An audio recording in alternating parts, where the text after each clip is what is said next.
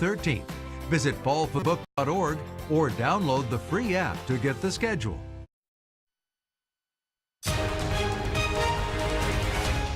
Good morning, America. This morning, sworn in, Brett Kavanaugh takes the oath to serve on the nation's highest court. Protesters disrupting the Senate vote. The margin, razor thin. The ayes are 50. The nays are 48. President Trump celebrating his victory overnight. We have been energized. We believe survivors! And this morning, those opposing Kavanaugh promising a reckoning in the midterms.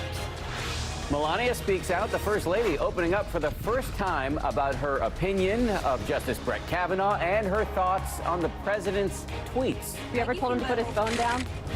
Yes. Her thoughts on a range of topics as she wraps up her tour through Africa.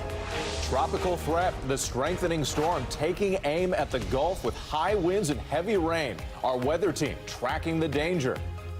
Breaking this morning, fight night, this UFC match erupting into chaos. Conor McGregor overpowered, his opponent jumping out of the octagon, continuing to brawl in the audience. Oh! Conor's getting stuck in the cage. As McGregor is attacked back in the ring. All of this in front of a star-studded crowd. The fallout this morning. And check out this shocking stunt. The elusive artist Banksy now revealing how he plotted to have his own painting self-destruct moments after it sold at auction. His cryptic explanation for why he did it. Live from ABC News in New York, this is Good Morning America. Good morning. The country has a new Supreme Court justice this morning. Brett Kavanaugh was sworn in overnight, ending an epic and bitter battle over his nomination, one that transfixed the nation, deepened our divisions, and raised painful questions about sex, power, and gender relations. And the president wasting no time celebrating his victory and touting his success to a cheering crowd at a rally overnight in Topeka, Kansas. But not everyone was cheering. Protesters repeatedly interrupted the final confirmation vote in the Senate chamber, crowded the steps of the Supreme Court, and took to the streets in several cities to express their outrage. So many questions this morning about this huge story. Can the Senate recover from the acrimony that surrounded this confirmation fight? What will Kavanaugh's elevation do to both the reputation and the rulings of the Supreme Court? And how will all of this impact the midterm elections now just weeks away? ABC's chief White House correspondent John Karl is in our Washington bureau this morning. John, good morning to you. Good morning, Dan. After weeks of drama and division, Brett Kavanaugh is now Justice Kavanaugh, boosting President Trump's legacy and possibly reshaping the court for decades to come. At a campaign rally overnight in Topeka, Kansas, the president reveled in his victory just hours after the Senate confirmed Brett Kavanaugh as the newest justice of the United States Supreme Court. I'm thrilled to be here with all of my friends on this truly historic night. This is a historic... Under banners reading "Promises Made, Promises Kept," President Trump touted the win as a turning point heading into the midterms, now just 30 days away. We have been energized. We have been energized. And he claimed Kavanaugh's confirmation battle has shown Democrats are too radical to lead. The Democrats have become too extreme and too dangerous to govern. That's right. Republicans believe in the rule of law, not the rule of the mob.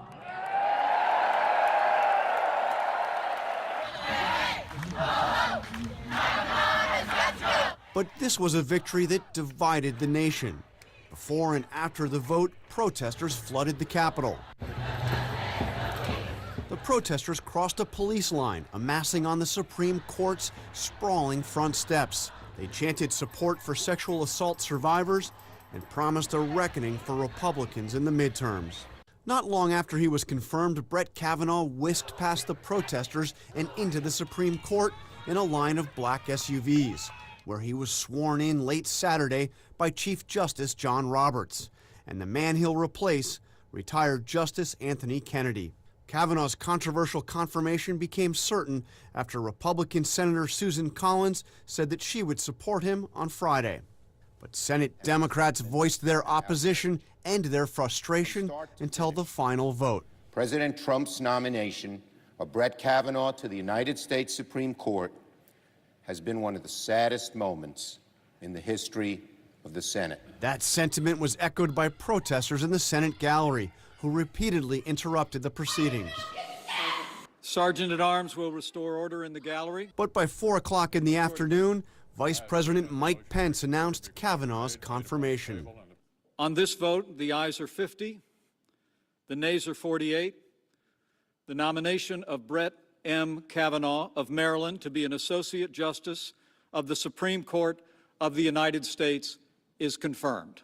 With a conservative majority cemented on the court, Senate Majority Leader Mitch McConnell relished the Republican victory. We stood up for the presumption of innocence. President Trump watched the vote aboard Air Force One en route to his rally in Kansas. We're very honored that he was able to withstand this horrible, horrible attack by the Democrats. The president is not backing down from his support for Kavanaugh and his belief that he was innocent of the sexual assault allegations that had threatened to derail his nomination. Are you 100% certain that Ford saved the wrong person? Or? I'm 100%. I have no doubt.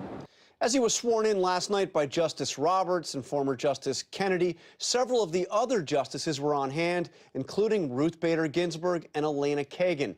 And now Brett Kavanaugh is officially one of the 9 justices of the Supreme Court. He will take his seat on the bench when the court resumes hearing cases on Tuesday. Dan? And we know Trump may get the chance to nominate more folks to the Supreme Court, given the age of some of the existing justices. We know also that Kavanaugh is going to change the ideological makeup of the court, shifting it to the right. What is that likely to mean, John, for hot-button issues such as abortion rights, gun rights, environmental protection? Well, there's no doubt it'll shift the court to the right on all of those issues. The biggest question, though, Dan, is on abortion. Remember, candidate Donald Trump promised that he would nominate pro-life justices. Now, neither Gorsuch nor Kavanaugh have said exactly how they would rule, obviously, on Roe v. Wade. But there's no question that that is the big issue here. Now, Susan Collins, who put him on the court with her yes vote, has said that she got assurances from Kavanaugh that he will respect so-called stare decisis precedent. And of course, Roe v. Wade is now Supreme Court precedent. John, President Trump is on a roll in recent weeks. New numbers showing the economy is roaring. He's made progress on trade and now 2 Supreme Court confirmations under his belt. What is the likely impact of all of this as we head into the midterms? Well, in the polling that we have seen before and after this confirmation battle, you have seen a clear shift. Republicans are now more intensely paying attention and enthusiastic about the midterm elections. The gap has narrowed in several key races, especially Senate races. There's no question that at least right now, 1 month out, the momentum has shifted back towards the Republicans. That said, they still face a very much an uphill battle in keeping control of the House. And John, speaking of impact, but in a different way, you've covered Capitol Hill for many years. We've heard numerous members of the Senate, normally a collegial institution, bemoaning, complaining the raw bitterness of this fight. What lasting implications could there be for the Senate now? Well, I've seen some very bitter battles, obviously over the impeachment of Bill Clinton, the Iraq War. This is far from the first bitterly divisive battle. But this one does seem different in a way of how personal it got. The personal attacks back and forth by each of, by each party. And this does seem like it will take a long time to overcome the divisions. And it's hard to see, frankly, how those divisions are overcome. Yeah, we hear people asking about whether this is rock bottom. John Karl, thank you. I want to remind everybody, John is going to be hosting this week later this morning. He'll go one-on-one with Counselor to the President, Kellyanne Conway, plus Hawaii Senator Mazie Hirono offering the Democratic perspective on this morning. It's all coming up on This Week right here on ABC. Our thanks again to John Karl. And also, First Lady Melania Trump held her first impromptu presser during her visit to Egypt. Coming up in the next half hour here on GMA, what she has to say about newly sworn-in Supreme Court Justice Brett Kavanaugh and her husband's tweeting habits. Still ahead. Turning now, though, to a new tropical threat. A disturbance in the Caribbean Sea is expected to become a named storm later today, and Rob is, of course, keeping an eye on all of this. Rob, good morning. Good morning, Dan. We showed you this disturbance yesterday. Indeed, it's our newest tropical depression, our 14th of the season, and should become a tropical storm by the end of today. When it does that, its name will be Michael. Here's where you see the satellite imagery and all the cloudiness. There are computer models bringing it towards the Gulf Coast, anywhere from Panama City to, say, Gulfport, Mississippi. And this is where the National Hurricane Service track is showing where this thing is going to go. Likely to strengthen as it does so, getting over the very warm waters of the Gulf of Mexico to potentially a hurricane by the time it makes landfall sometime during the day on Wednesday. Continual updates throughout the morning. Guys, back over to you. All right, we'll keep an eye on that, Rob. Thank you. And other headlines that we're following this morning, U.S. Secretary of State Mike Pompeo landing in Seoul, South Korea, after marking what could be the most crucial day of his visit to Asia. Pompeo spending the day in North Korea, meeting with Kim Jong-un in Pyongyang. The two sitting for lunch after a 2-hour closed-door meeting, during which they are believed to have discussed dismantling North Korea's nuclear program and a possible second meeting with President Trump.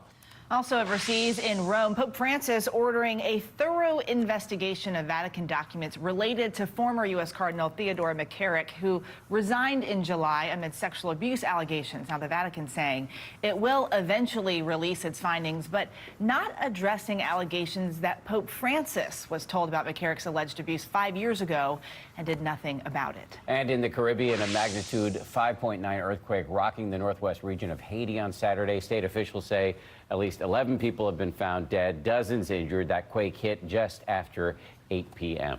Now, we all know there's supposed to be fighting in the UFC, but not like this. This is insane. Chaos erupting inside and outside of the octagon in front of a star-studded crowd. ABC's Marcus Moore joins us from our LA bureau with more. A crazy fight, Marcus. Absolutely incredible when you look at that video. And, you know, this was already a highly anticipated event between Conor McGregor and Khabib Nurmagomedov, and highly charged. Normally, the fighting, as you said, stays inside the cage. But last night, fists were flying in the audience. Overnight, Conor McGregor back in his first UFC match in 2 years to face Khabib Nurmagomedov. But the most anticipated fight of the year ending with a brawl breaking out, spilling into the crowd in Las Vegas. Nearby fans capturing the chaos. The arena was packed for the matchup. A-list celebrities like Matt Damon, Chris Pratt, and Mel Gibson with front row seats as McGregor, the former two-time division champ, tapped out in the 4th round. Then moments later, video capturing this. 30-year-old eventually jumping out of the octagon. That fight spiraling out of control. He's going right at Dylan Dennis. Mayhem! Inside the cage, watch as this man climbs the side and throwing a punch at McGregor. Connor's getting hit in the cage. Shortly after, authorities seen here escorting Nurmagomedov away. Nobody saw Khabib diving over he scaled that thing like he was a parkour guy. It happened so fast. The police did what they could do and the security. This morning, 3 men from Nurmagomedov's team arrested and his $1 million earnings being held as an investigation is now underway. First of all, I want to say sorry to Athletic Commission, Nevada, sorry to Vegas. I know this is not my best side. The biggest night ever, and I couldn't be more disappointed. You know me, I'm usually mad at everything, but I'm not even mad. I'm just really disappointed. The moment sending social media into a frenzy. Mike Tyson tweeting, "Unimaginable. Never thought it would go down like this. Crazier than my fight riot." This latest altercation between the UFC fighters comes after an incident in April involving McGregor and Nurmagomedov at Brooklyn's Barclays Center. McGregor throwing a dolly at a bus and attempting to throw a metal railing. McGregor led away in handcuffs, later pleading guilty to disorderly conduct. And this morning, there are questions about what action the commission might take in terms of punishing Nurmagomedov for what happened, hopping over that fencing, and according to reports, appearing to target a member of McGregor's team. McGregor, meantime, says he wants a rematch. Eva, with when Mike Tyson disapproves of your actions, something has gone wrong. Unimaginable. Yes. Yeah. All right, thanks, Marcus. Well, doctors and parents are on alert in Minnesota this morning because of a mysterious cluster of a rare disorder among children. Yeah, parents paying attention to this one. The disorder can cause polio-like symptoms and even paralysis. ABC's Ariel Reshef joins us with concerns over an increase in these cases. Ariel, good morning. Good morning to you guys. The outbreak is prompting the Minnesota Department of Health to issue that alert. Hospitals and clinics urged to be on the lookout for the symptoms of this rare condition. This morning, a sudden spike in a mysterious illness in Minnesota causing concern. He started just complaining of just really bad neck stiffness. He couldn't move his neck and then his left arm.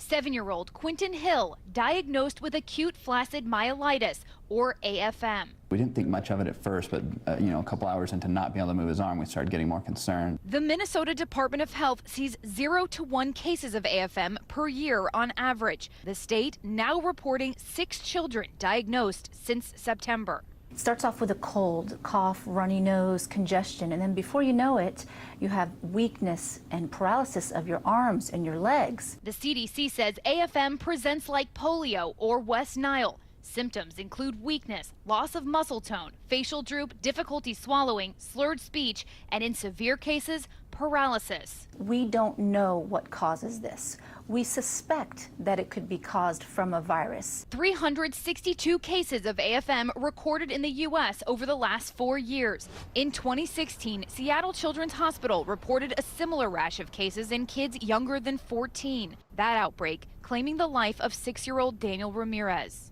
Experts say the cause of the recent uptick is unclear. While there is currently no cure for AFM, Quentin's dad is hopeful his son can beat the odds. A small percentage of kids report that they're able to get function back, so we're just hoping for the best, and we know that Quentin's super resilient. If anyone's going to get it back, we firmly believe that he will. And of course, we're thinking of Quentin this morning. And doctors say children, seniors, and those with weakened immune systems are most at risk for AFM. But they stress it is extremely rare. And while there is no cure, as you heard there, experts tell us there are ways to stop the progression. Well, that's good to hear. Yeah, you just Quentin have to is super cute. I like He the mohawk. Yeah. Yeah, I liked his hair too. And you just have to be attuned to the signs. You know, parents Exactly. just have to be really paying attention. All right, Ariel, thanks so much. Appreciate it. Let's go check the forecast once again with Rob Marciano. Good morning, Rob. Hey, wait, again, we have this potential hurricane. The pattern setting up to bring it towards the U.S. We've got this trough out west. We've got this big October high with the heat in the east, and that'll kind of open the door. It's also causing more in the way of rainfall across the central U.S. We've got flood watches now posted for much of western Texas up through the Central Plains as well. Rounds of rain will continue along this stationary boundary. Some of this will be heavy at times, even some snow behind the backside of this, but it's going to take its sweet time to kick through and clear out. And as it does so, we'll have multiple rounds of severe weather as well this afternoon. We're looking for it to be across parts of New Mexico. The rain's going to be heavy over the next several days across the midsection as well. And some of this area is already very saturated. So large hail, strong winds, potentially a tornado in West Texas, getting into the Panhandle tomorrow, then much more widespread. As we get into Tuesday, this could be a doozy of an outbreak from Dallas to Oklahoma City, Joplin, all the way up through Des Moines. Strong winds, large hail, maybe a tornado or two, but it's definitely going to be a widespread event. That's a quick check on what's happening weather-wise nationally. Time now for a look at your local forecast. Hello and good morning, Washington. Meteorologist Alex Liggett. Cloudy start today, even some patchy fog out there. It will burn off, though, by lunch hour. Temperatures, they'll slowly moderate into the mid-70s by 10, 80 degrees by noon, mid-80s this afternoon. Have the mugginess out there as well. Dew points around 70 this afternoon. Oh, just nasty. 83 on your Columbus Day Monday under partly cloudy skies. Still dry on your Tuesday. Next chance for rain by Wednesday evening. Best chance for rain this week by Thursday. Fall-like conditions for the weekend. Yesterday, we talked about the potential for snow in the Rockies. We also talked about Dan's new nickname. What did you call him yesterday? Was it Fruity Essence? Fruity Essence. That's the new rap name. That's better than the weekend before they were calling me Dad because I'm the oldest Fruity person Essence. to say. I think there was a grandpa. Yeah, too. grandpa, yeah. Yeah, there was Grandpa. Yeah, I don't But like. you called yourself that, really, basically. I call myself Grandpa? Well, you called yourself old. Yeah, well, hashtag fact. There we go. We do have an update this morning on the parents whose toddler accidentally put an envelope containing $1,000 in their hard-earned savings through a shredder. I don't know why he had access to a shredder, but anyway, Ben and Jackie Belknap of Salt Lake City had set that money aside for season tickets for the University of Utah football. Dr. Pepper, the company, heard about the parents' plight and tweeted, "We are the official drink of fans and want to help cover the cost of those tickets." Meanwhile, Utah football invited the family to be their guests on the sidelines of next Friday's game. That child is grounded until the year 2050. And they're going to put a cover on top of that shredder. Yes, right, yes. Out of reach, out of range. Yeah, Yes. terrifying. In other shredding news, this doesn't happen often, but we have two shredding stories. We have new details this morning about that shocking moment at a London auction house. And the video of this is amazing. Secretive artist Banksy posting a video and giving us a glimpse of his plan to have one of his iconic works of art self-destruct. ABC's Jennifer Eccleston has the latest from London. This morning, the viral prank